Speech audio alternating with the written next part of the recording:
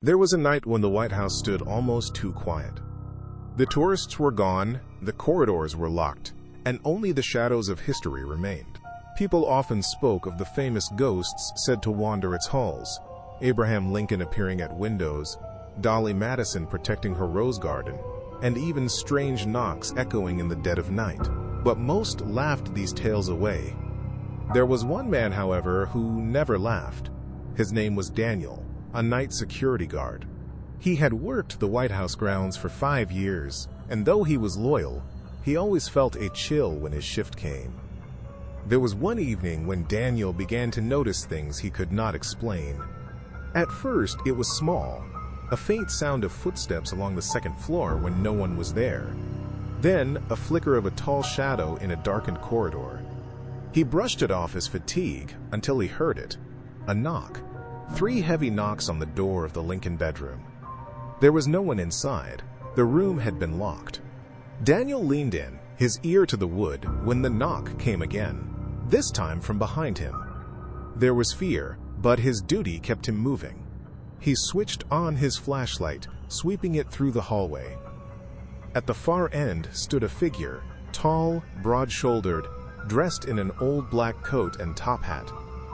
Daniel froze.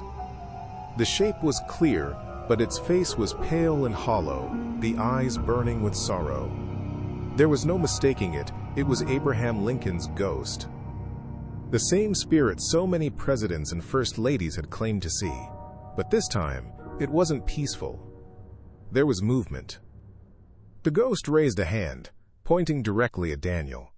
The air grew icy, and the lights overhead began to flicker violently. Portraits rattled against the walls, and Daniel's radio screeched with static. The guard turned, running down the corridor, but every hall twisted back toward the same room, the Lincoln bedroom. There was no escape. He tried one more door, and it slammed shut in his face.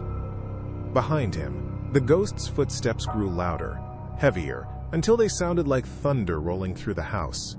Daniel turned, shining his light again, but the beam cut through nothing. The hallway was empty. There was only silence until a whisper crawled into his ear.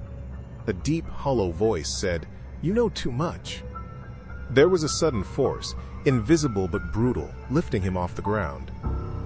Daniel struggled, gasping for breath as unseen hands tightened around his throat. He tried to scream, but no sound came out. The last thing he saw was the shadow of Lincoln's tall figure looming over him, its eyes burning like fire. There was nothing left by morning. His body was found slumped near the door of the Lincoln bedroom, his face frozen in terror. No signs of struggle, no explanation. Just another mystery added to the White House's haunted history. And there was a warning whispered ever since. The ghosts of the White House guard their secrets, and anyone who uncovers too much may not survive the night.